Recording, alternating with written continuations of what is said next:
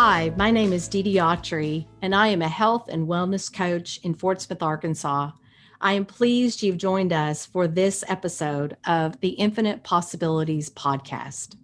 My goal in each episode is to provide you with inspiration, insights, and ideas that can help you personally unleash all the infinite possibilities in your life.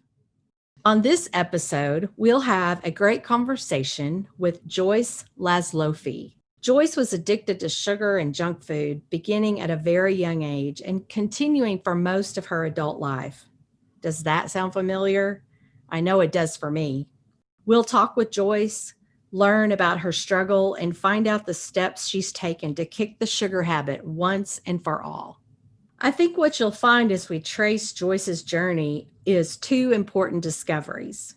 Anytime we face what seems to be an insurmountable challenge in our lives, the first step is to have a pragmatic understanding of exactly what we're dealing with. Until you have this clarity, it's almost impossible to overcome those challenges. But that's only the starting point. The second discovery lives deep inside of you already. It's the realization that you are capable of achieving your goal. Joyce has a great way of explaining how she came to understand this piece of her challenge. We'll pick up Joyce's journey right at the very beginning of her story. Sugar addiction is a real thing. And I was always, now I look back and I see the patterns and I see the story and it all makes sense and the dots connect. But I was always that child who was always wanting sugar. And I used to have tantrums.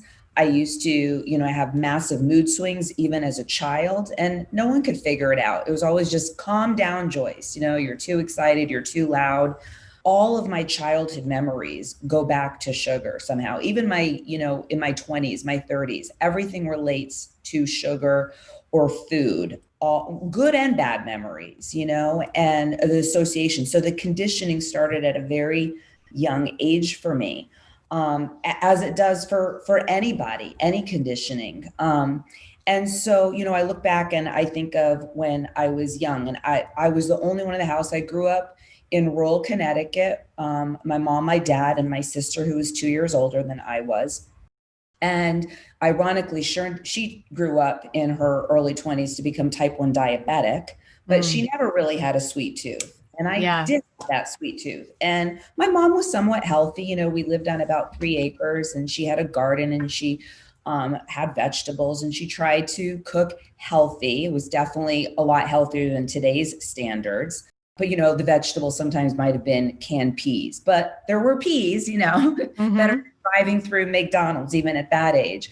And she didn't like Wonder, white bread. She didn't want soda in the house. So she was aware of these things. However, I wanted all of that. I wanted the sugary cereals. I wanted the white bread. I drank the orange juice, like crazy. I wanted soda. So I always made a point to really nag her to go grocery shopping with her, every week. We'd go to the store. And so she let me go. And I was that kid that you would see in the grocery store feeling so bad for that mom who was just, making such a stink. Like, I want this, that I would just melt down, on the ground and kick and scream until I got my way with her. She was just so embarrassed, I think, at that point. Yeah. Why she kept having me go with her every week, I don't know, because it was the same scenario every week. Maybe she just loved the company so much.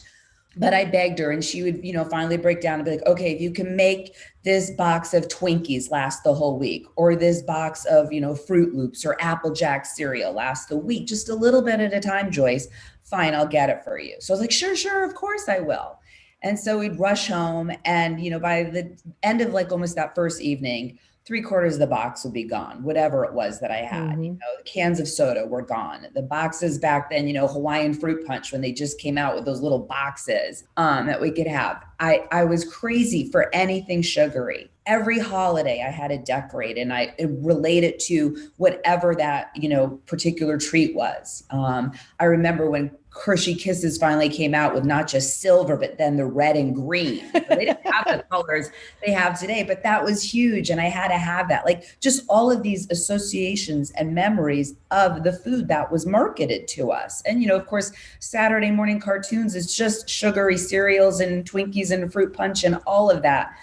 being pushed towards children. And I begged for it. And I just that continued into my young adulthood. And then I got over, massive breakups with sugar. I would like go to the store after, a guy dumped me, and I would buy bags and bags of like 2 pounds of M&Ms, and I'd buy like box of Twinkies or Hostess cupcakes, snowballs, you name it. And I would eat all of that in one night. And it comforted me. Sugar was, I thought, my best friend, and it soothed me and comforted me like a warm blanket. And I had a very deep connection to it as soothing. So I thought.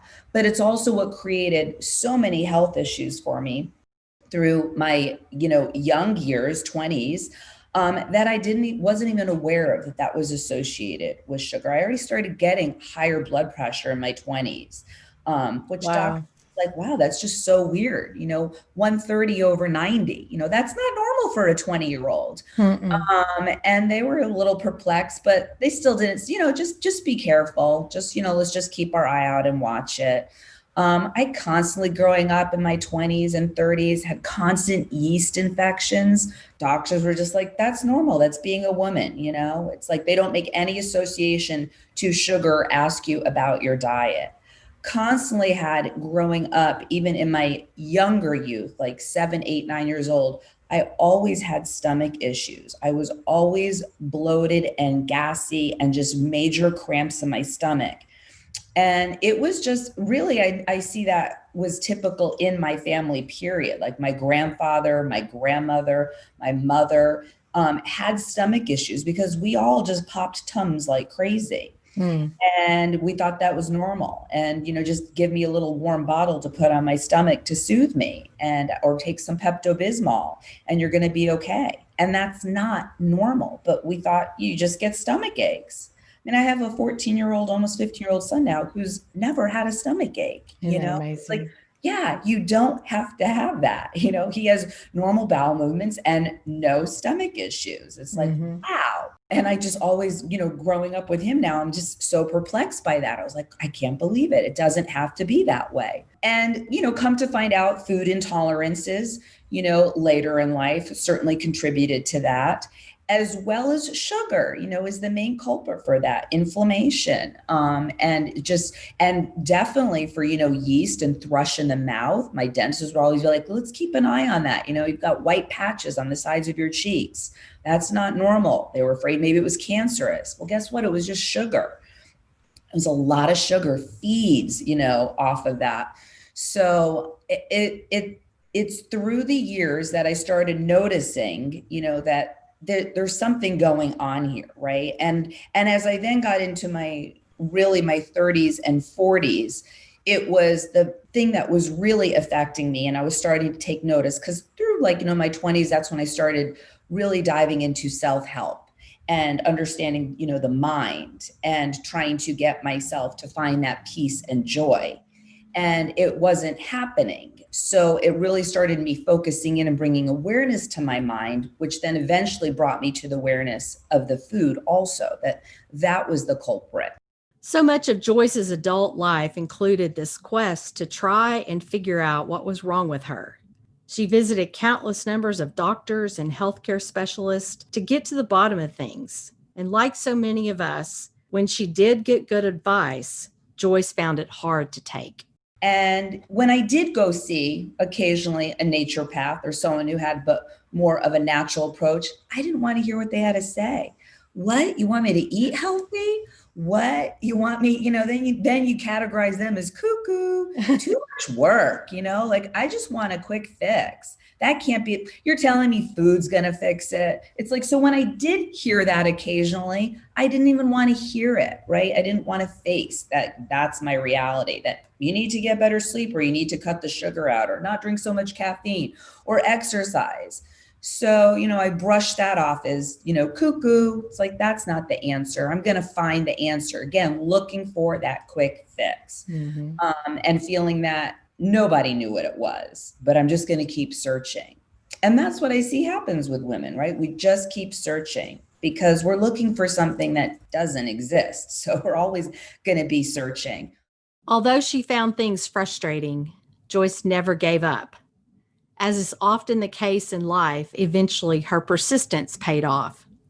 I was just turning 40, so about 10 years ago, I even been a little bit before that, like 39, that I discovered a book called Potatoes, Not Prozac by Kathleen Demoise, a doctor out in New Mexico, who wrote this book really on sugar sensitivity. And it was the first time that it opened my eyes up to, wow, sugar might be my culprit. And when I read her book, I saw myself in these stories and, saw myself, wow, this explains my childhood.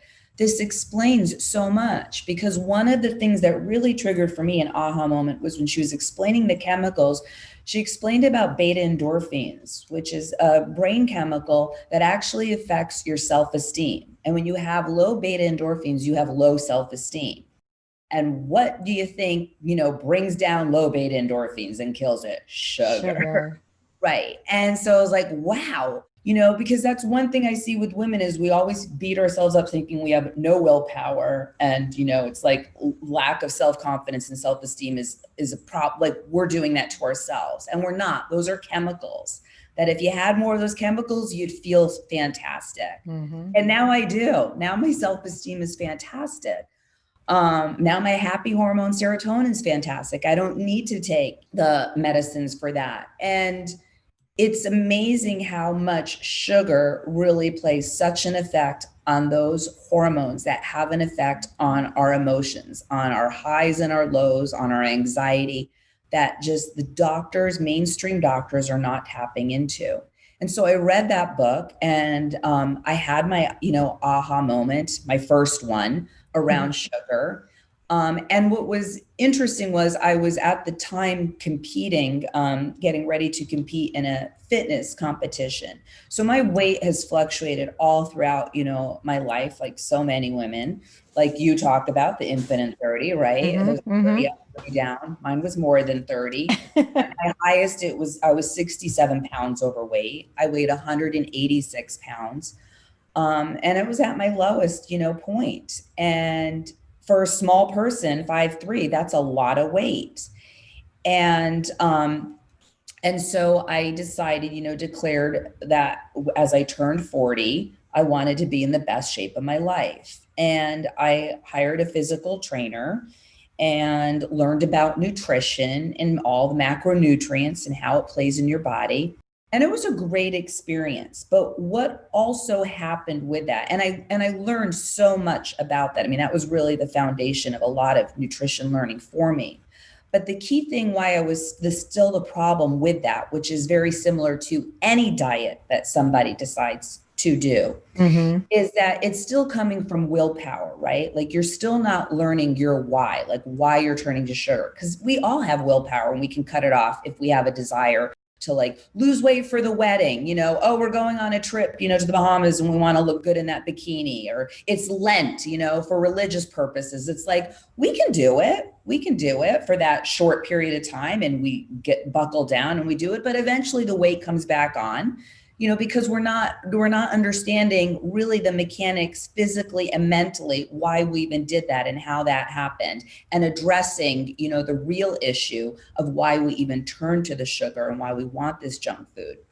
So I was able to have the willpower and the discipline to pull off, creating an amazing physical body. But what still was happening, what was wrong with that so-called diet, is it had cheat meals, so where I could work my butt off really hard during the week and just be jonesing and looking forward to that weekend where I just binged, on sugar.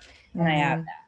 And so it looked like, I looked like the epitome of health on the outside, and looked like, wow, you're really healthy. But on the inside, I was still destroying my organs, right? You can't lie to your insides. So all of that sugar was still creating fluctuations. I was still having massive mood swings. I was still, going up and down and shocking my system. And that's unhealthy. So even though I looked great, I was still mentally dealt with depression and anxiety, and physically, I had a high A1C. I was borderline pre-diabetic, and I had fatty liver. And it was just like, and saw a naturopath and he's like, you've got to stop the sugar. You look great, Joyce, but this sugar is killing your inside. Whether you see it on the outside or not, it's still destroying your organs on the inside. It still has the same effect. It's like watching your calorie intake, and cutting, certain foods. It doesn't matter if you're still eating that stuff. So that was a great, lesson to learn, and realized that, okay, I'm still having these problems. So I really need to, I knew at that point from learning all the nutrition that the key thing was going to be kicking the sugar. Like that was my culprit. I finally really identified and accepted that. But then it took me almost 5 years from that point to finally have the mindset shift to say, I'm going to do it. Because in those 5 years of even continually then learning and diving and reading more stuff and understanding the science behind addiction, it's one thing to know this, and it's another thing then to make that decision, right? That this is it. And you got to get to your low. And I finally got to my low. It was in September 2015 at the end of the month, and I was writing in my journal, and I just finally had that aha moment where it finally hit me after having, the same conversation with myself that I had a million times before, saying, what are you going to do? Like, you already know what to do. And the voice says, on the paper, but I just don't know how to. I don't have it in me to do it. I love sugar so much. So, understanding the negative impact of sugar was the key first step in Joyce's process of discovery. But as she points out, knowing your why and really committing to your success is necessary to achieve your goal. And this is the really inspiring part of Joyce's story. And it was that voice and that really showed me, you've done this before. Yeah. You are that strong, because 28 years prior to that, I kicked and I decided I wanted to, for ethical reasons, give up eating meat, and I became a vegetarian. So I made a decision. It was making that decision 28 years ago that I never looked back, because I was that solid on it. When you believe in something and you have a belief, right? And you believe it with everything, and you have that passion behind it and you want it, there's no deprivation. It's not hard. We make these decisions in all areas of our life. I'm going to be faithful to my husband. I'm going to be a good mother, and I would never hurt my child. It's like, or I don't smoke. I don't like smoking. It's that simple. The ramifications. And, many people are like, yeah, I would never pick up a cigarette.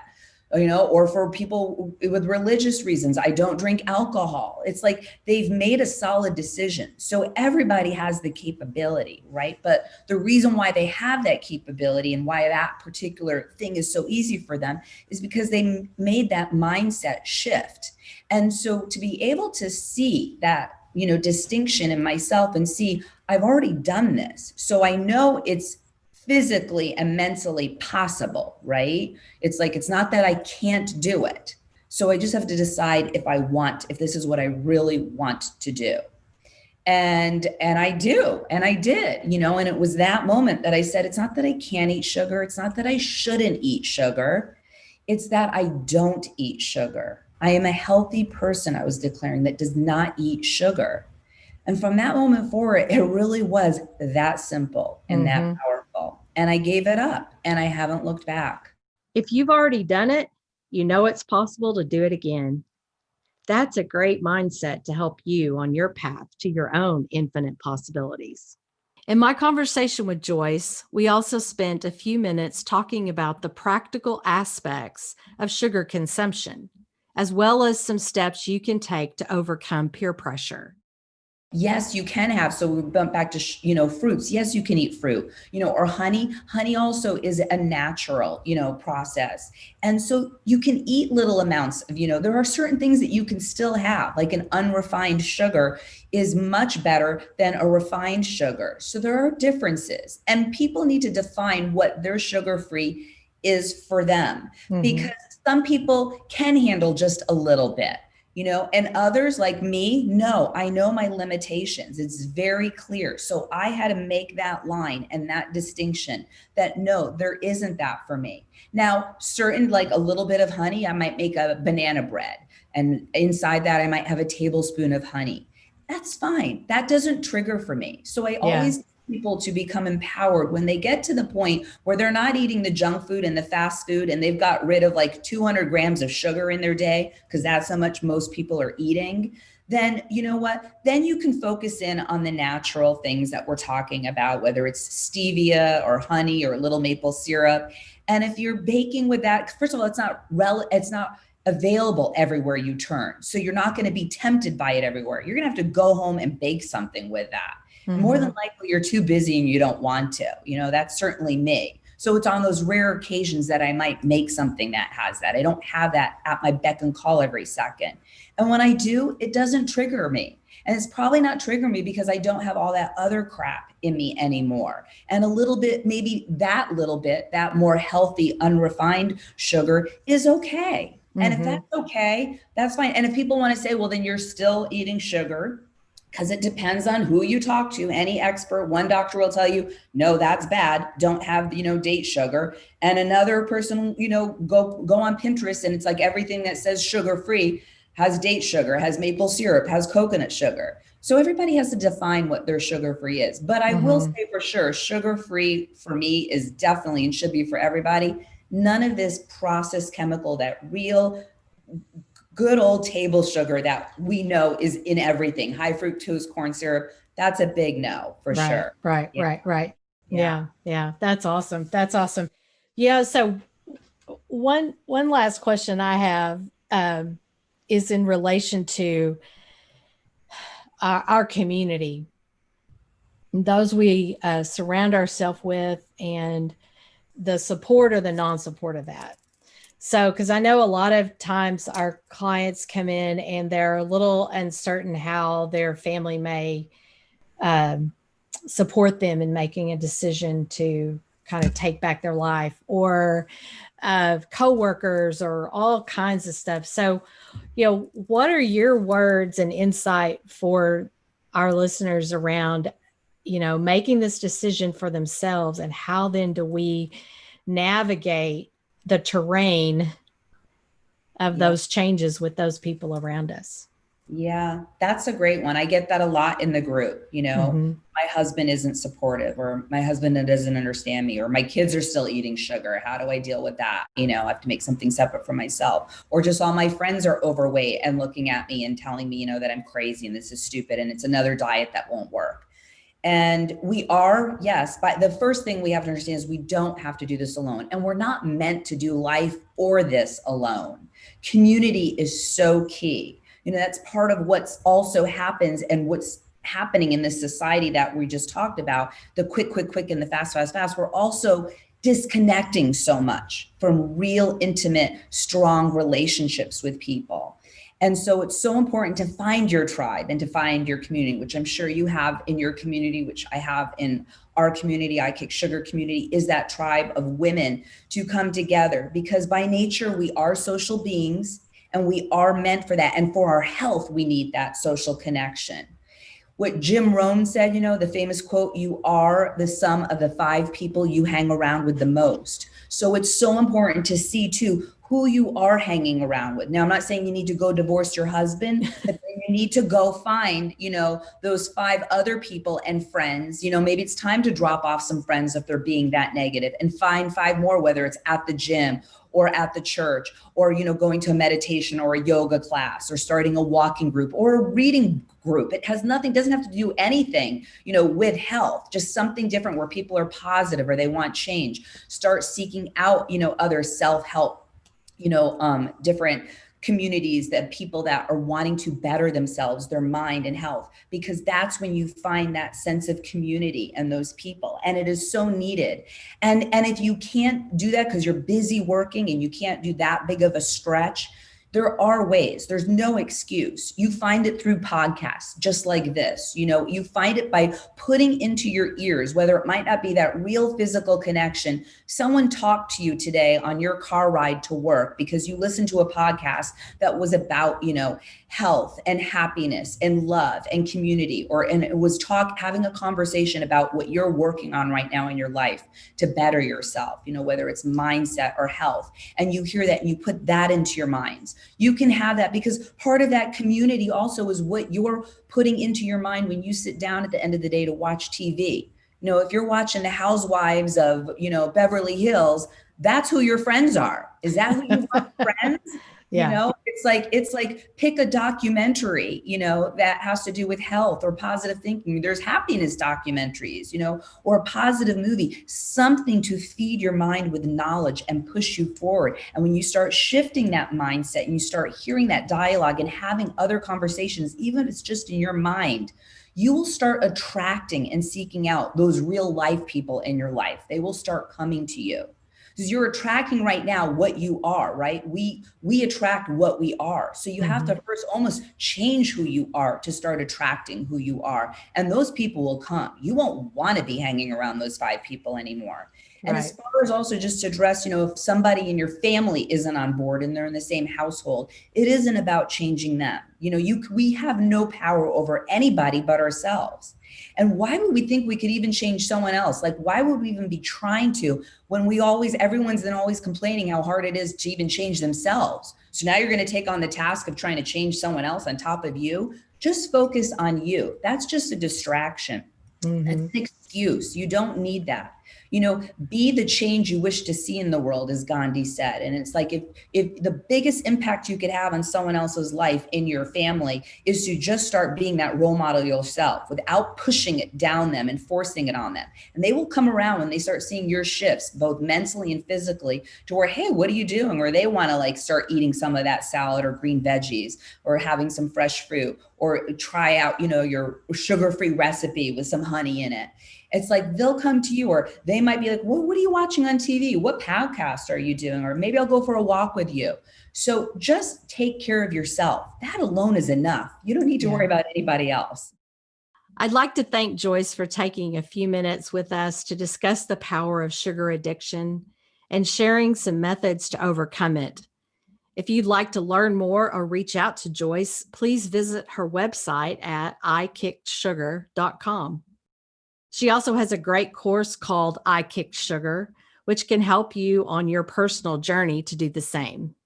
I'd like to wrap up this episode with a mindful moment, a brief recap of what we've talked about on today's show, and some reflections on how we can apply them in our everyday life.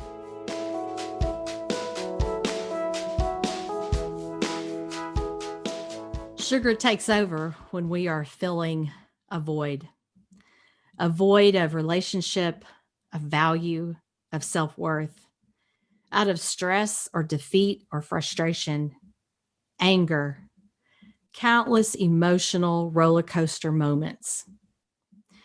Sugar for me became a friend early in my life when I felt that I didn't belong, when I felt I was being left out, that my friends didn't like me, or if I even felt I had friends at all. Sugar takes control for countless reasons in our life. A recent experience really encouraged me to focus hard on the grip that sugar has in my life. And it made me remember a journal entry that I wrote not too long ago. And it's actually a journal entry that I wrote to myself. So I'm going to share that with you today. The journal entry is written really to the young girl that lives within me. For years now, I've fed you with harm, the harm of the addictive substance of sugar.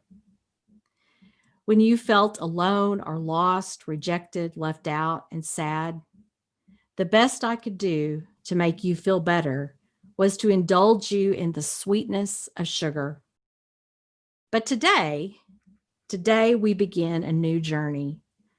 I want to bring you with me into the now and introduce you to a place where We can be sad together and rejoice together and laugh together, knowing that we have the safety and the security of Christ who surrounds us, always ready to welcome us to that peaceful place.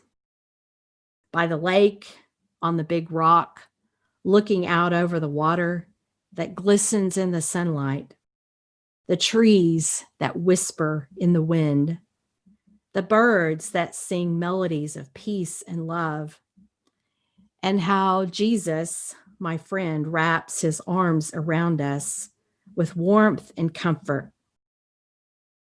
We love and we find grace, whose mercy says it's okay to feel whatever you may be feeling. No need to escape or push them away, but to feel and let me feel with you. And together we can find the grace that we need to name it, and then to be filled with that which doesn't bring harm. God has chosen and chooses me every day to be exactly who I am. Nothing more and nothing less. To be me, gifted with a heart to love, a desire to live well, a passion to help others, an ability to learn and grow, a curiosity to taste and see God's work in me and in others, to feel God's presence and to share God's energy with others, to understand the depth of this journey and to trust the process of growth and self-discovery, and to be gentle and kind when it's hard and challenging, when it's difficult and it hurts, and to give permission to simply feel what I and others may feel. I share that certainly from a perspective of the Christian faith, which is an important part of who I am. But I want to encourage you to find some time to maybe write a letter to yourself, to the part of you that may be struggling, the lost part of you, the wondering part of you, the part of you that would like to overcome the stumbling blocks that may be in front of you. And when you do, I encourage you to give yourself some grace and to make the experience a positive intention, to be honest with yourself and to be honest about what you want, to allow yourself to be forgiven and to allow yourself to forgive others. Because in that forgiveness, you will be liberated from the pain. And to be grateful and have an attitude of gratitude, as we like to say, because your life is already abundant, filled with so much. So focus on what you already have.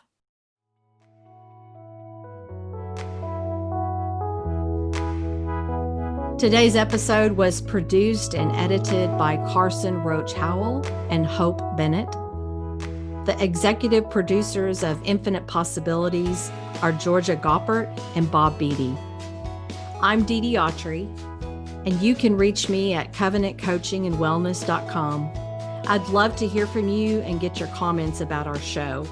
I'd also like to invite you to join my community on Patreon. By becoming a patron, you will receive weekly motivation to claim and live a healthy lifestyle, as well as the opportunity for one-on-one coaching. You can learn more about my Patreon on my website.